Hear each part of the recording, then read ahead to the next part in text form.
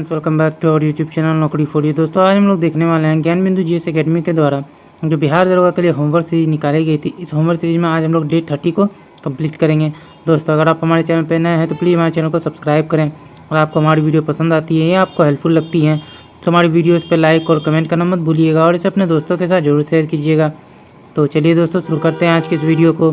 ये वीडियो आपके आगामी बिहार दरोगा और बिहार मध्य निषेध दरोगा में काफ़ी हेल्पफुल साबित होगा। तो चलिए शुरू करते हैं।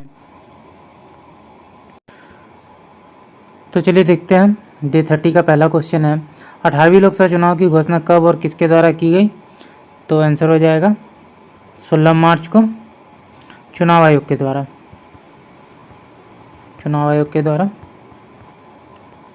अगला एक लोकसभा के वर्तमान कार्यकाल की समाप्ति से पहले नई लोकसभा के चुनाव कराने का प्रावधान किस अधिनियम द्वारा जो है उल्लेखित किया गया है। तो यह है जनप्रतिनिधि अधिनियम 1951। 18वीं लोकसभा चुनाव कितने चरणों में तथा कब से कब तक की गई। तो ये 7 चरणों में थी जो कि 16 मार्च से 19 अप्रैल तक।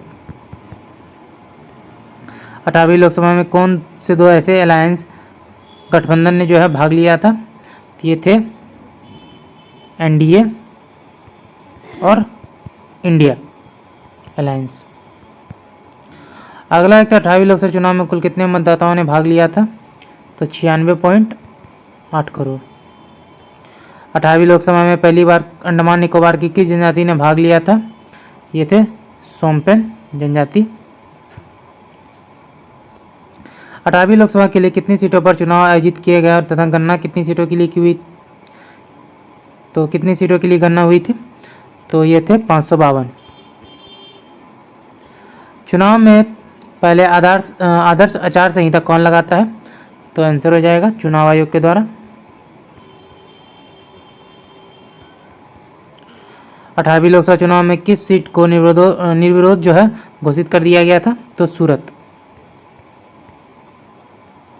18वीं लोकसभा चुनाव में सर्वाधिक मत किस उम्मीदवार ने प्राप्त किया था। तो आंसर हो जाएगा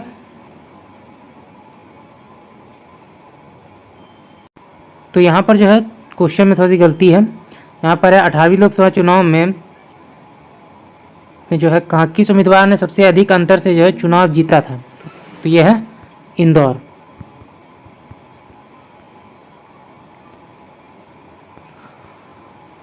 अगला एक 18वीं लोकसभा में किस संसदीय क्षेत्र से नोटा का सर्वाधिक मत प्राप्त हुआ था। तो यह जो है ये है इंदौर। 18वीं लोकसभा चुनाव में सर्वाधिक मत किस राजनीतिक पार्टी को प्राप्त हुए थे। बीजेपी। 18वीं लोकसभा चुनाव में एनडीए गठबंधन ने कुल कितनी सीटों के साथ सरकार बनाई।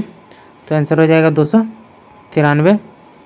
18वीं लोकसभा चुनाव में आरजेडी जदयू तथा लोजपा को क्रमशः कितनी सीटें प्राप्त हुई थी। तो ये हो जाएगा 12 आरजेडी को, 12 जदयू और 5 लोजपा को। रिवीजन सीरीज देख लेते हैं। एशिया का सबसे बड़ा आदिवासी त्यौहार मेदाराम यात्रा का आयोजन कहाँ किया गया। तो ये हो जाएगा तेलंगाना में। अगला देखते हैं सर्ववेद महामंदिर कहाँ अवस्थित है। तो यह है वाराणसी। दुनिया का पहला ओम आकार के मंदिर का उद्घाटन कहाँ किया गया। तो ये पाली राजस्थान में। पीपुल्स बायोडायवर्सिटी रजिस्टर किस राज्य ने प्रकाशित किया। केरल। प्रोजेक्ट पड़ी किस मंत्रालय द्वारा शुरू किया गया। तो ये था संस्कृति मंत्रालय। विश्व शिल्प शहर के रूप में आधिकारिक मान्यता किसे दी गई। तो श्रीनगर जो कि जम्मू एंड कश्मीर में है। चराइदेव मैदान कहाँ अवस्थित है। तो यह है असम में। 19वां दिव्य कला मेला कहाँ आयोजित किया गया। तो यह विशाखापट्टनम में। इनमें से कौन सी जीवाणु जनित बीमारी नहीं है। तो आंसर हो जाएगा पोलियो और रेबीज, ये दोनों नहीं है। बाकी तपेदिक, प्लेग और डिप्थीरिया है। सही सम्मिलित करना है। तो 17 का आंसर हो जाएगा भारतीय कृषि अनुसंधान संस्थान नई दिल्ली, केंद्रीय तंबाकू शोध संस्थान राजमुंद्री चाय अनुसंधान संस्थान जोरहट और तसर सिल्क विकास केंद्र भागलपुर। ऑस्ट्रेलिया की महान प्रवाल भित्ति का संबंध किस महासागर से है? तो यह प्रशांत महासागर। राज्य मंत्रिपरिषद और राज्यपाल के बीच की कड़ी किसे कहा जाता है? तो यह सीएम यानी मुख्यमंत्री। किस एंटी टैंक गाइडेड मिसाइल को दागो और भूल जाओ पद्धति पर संचालित किया गया है? तो नाग। नाथुला दर्रा को किस युद्ध के बाद जो है बंद कर दिया गया? तो इंडिया चाइना वॉर 1962। नमस्ते सलोम पत्रिका किन दो देशों के संबंधों पर आधारित है? तो इंडिया और इजराइल। कुशासन के आधार पर अवध को ब्रिटिश साम्राज्य में कब और किसके द्वारा मिलाया गया? तो इसका जो आंसर है वो हो जाएगा 1856 में डलहौजी के द्वारा। 1856 डलहौजी। केंद्रीय विधायिका में धन विधेयक को केवल किसकी पूर्व सिफारिश पर प्रस्तुत किया जा सकता है? तो आंसर हो जाएगा राष्ट्रपति। अगला देखते हैं, चंद्रयान 3 किसकी अध्यक्षता में इसरो द्वारा लॉन्च किया गया? तो एस सोमनाथ। मानव के शरीर की कौन सी धमनी ऑक्सीजन रहित रक्त को ले जा सकती है? तो यह है फुफ्फुस धमनी। भारतीय संविधान में दल विदल के आधार पर निर्भरता का उल्लेख किस संवैधानिक संशोधन द्वारा जोड़ा गया? तो आंसर हो जाएगा 52वां संशोधन 1985। कोलकाता में कोलकाता मेडिकल कॉलेज की स्थापना कब और किसके द्वारा की गई? तो 1835 लॉर्ड विलियम बेंटिक के द्वारा। धन देखते हैं, धन विधेयक के संदर्भ में कौन सा कथन जो है गलत है? तो दोनों कथन में से जो है कोई कथन जो है गलत नहीं है, दोनों कथन यानी कि सही है। धन विधेयक एवं संविधान संशोधन विधेयक पर संसद की संयुक्त बैठक नहीं होती है। धन विधेयक पारित नहीं होने पर मंत्रिपरिषद को इस्तीफा देना पड़ता है, अर्थात सरकार जो है भंग हो जाती है। 23वां राष्ट्रमंडल खेल 2026 का आयोजन कहाँ किया गया? तो इसका जो आयोजन है वो विक्टोरिया ऑस्ट्रेलिया में किया गया। सन 1954 से लेकर 2024 तक कुल कितने जो है विभूतियों को भारत रत्न अवार्ड से सम्मानित किया गया? तो आंसर हो जाएगा 53। अफ्रीका के गिनी तट पर चलने वाली गर्म और शुष्क हवा को क्या कहा जाता है? तो इन्हें हरमट्टन कहा जाता है। इंडियन ओपिनियन नामक समाचार पत्र किसके द्वारा प्रारंभ किया गया था? तो महात्मा गांधी। भारतीय संविधान के अनुसार मानव का दुर्व्यापार और बलात्कार निषेध वह कौन से अनुच्छेद में वर्णित है? तो ये हो जाएगा आर्टिकल 23। सीडीएस की स्थापना कब और किसकी जयंती के अवसर पर की गई? तो 25 दिसंबर 2019 को इसकी स्थापना की गई थी अटल बिहारी वाजपेयी की जयंती पर।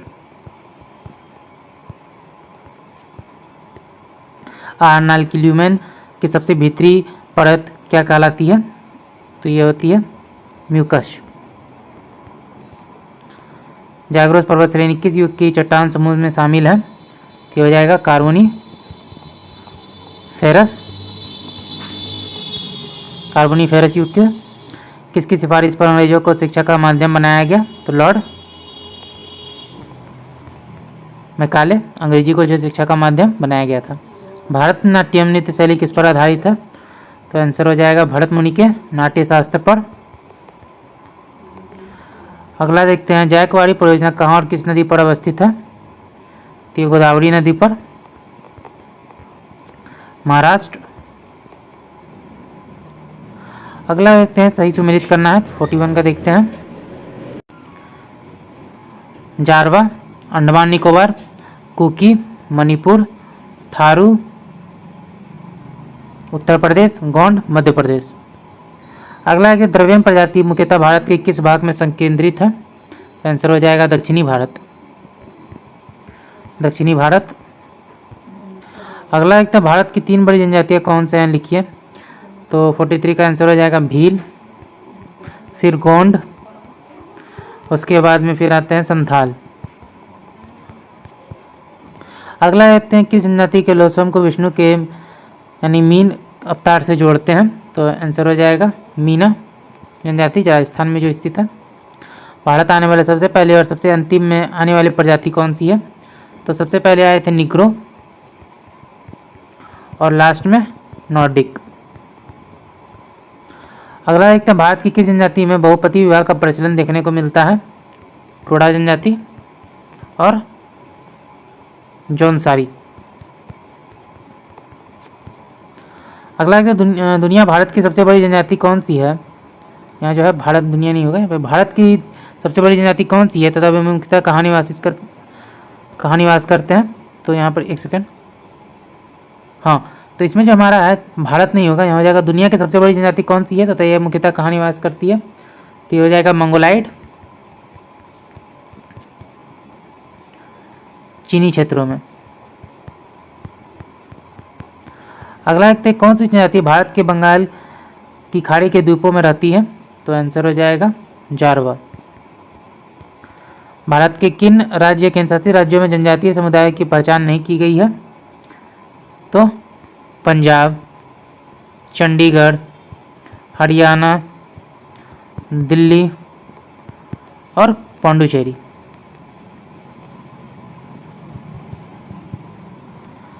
सरहुल त्योहार कौन सी जनजाति के लोग मनाते हैं? तो आंसर हो जाएगा उरांव। सर्वप्रथम जनजातियों के लिए आदिवासी शब्द का प्रयोग सर्वप्रथम किसने किया था? तो ठक्कर बापा ने। अगला देखते हैं राज्य विधानसभा में धन विधेयक किसके अनुशंसा में प्रस्तुत किए जाते हैं? तो हो जाएगा राज्यपाल। राज्यपाल द्वारा अध्यादेश जारी करने संबंधित शक्ति का वर्णन किस अनुच्छेद में है?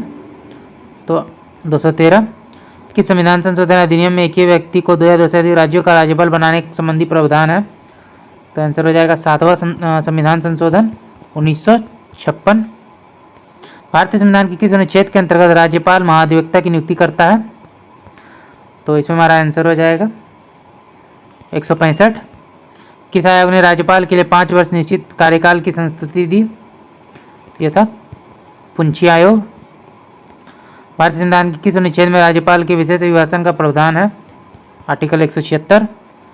निम्नलिखित किसी राज्य के राज्यपाल के संबंध में निम्न से कौन सा कथन जो है सही है? तो आंसर हो जाएगा वे राष्ट्रपति की इच्छा अनुसार पद पर रहते हैं, उनमें राज्य की कार्यकारी शक्तियाँ निहित होती है, सामान्यतः वे 5 वर्षों के लिए पद पर रहते हैं। 2, 3 और 4 जो है सही है, 1 नंबर गलत है। निम्नलिखित में कौन सा कार्य राज्यपाल द्वारा किया जाता है? तो आंसर हो जाएगा विधानसभा का सत्रावसान और विधानसभा का अधिवेशन आहूत करना। राज्यपाल राजस्थान नहीं होगा, यहाँ पे गलत है। राज्यपाल से संबंधित निम्न कथनों पर विचार करना है। तो आंसर हो जाएगा उसे भारत का नागरिक होना चाहिए, उसकी आयु कम से कम 35 वर्ष की होनी चाहिए, वह 1 से अधिक राज्यों का राज्यपाल हो सकता है। यानी 1, 2 और 4 जो है सही है। राजगुप्तार किस भाषा में प्रकाशित समाचार पत्र था? तो यह आंग्ल गुजराती भाषा। किस आंदोलन के कारण भारतीय राष्ट्र कांग्रेस का विभाजन हुआ जिसके परिणाम स्वरूप नरम दल और गरम दल का उद्भव हुआ? तो स्वदेशी आंदोलन। कार्यकारिणी के गठन के प्रश्न पर गांधी जी से विवाद हो जाने के कारण सुभाष चंद्र बोस ने त्यागपत्र दे दिया। तत्पश्चात अध्यक्ष कौन बने थे? तो राजेंद्र प्रसाद।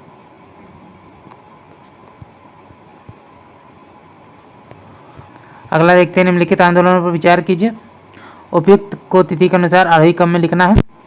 तो आंसर हो जाएगा सबसे पहले चंपारण सत्याग्रह, फिर मुपला विद्रोह, फिर हो जाएगा बारदोली सत्याग्रह, फिर नमक सत्याग्रह। चंपारण सत्याग्रह 1917, मुपला विद्रोह 1921, बारदोली सत्याग्रह 1928 और नमक सत्याग्रह 1930। राजा राम मोहन राय ने मुगल बादशाह अकबर द्वितीय के दूत के रूप में इंग्लैंड की यात्रा कब की? 1830 में। सरोजिनी नायडू की नाइटिंगेल ऑफ इंडिया कहकर किसने संबोधित किया था? तो महात्मा गांधी। समाजवाद को भारत की समस्याओं का हल करने की कुंजी किसने बताया था? Pandit Nehru. Hindustan socialist republican association की स्थापना कब और कहाँ की गई? तो 1928 में, न्यू दिल्ली। बॉम्बे, मद्रास, कोलकाता में उच्च न्यायालय की स्थापना कब हुई थी? तो आंसर हो जाएगा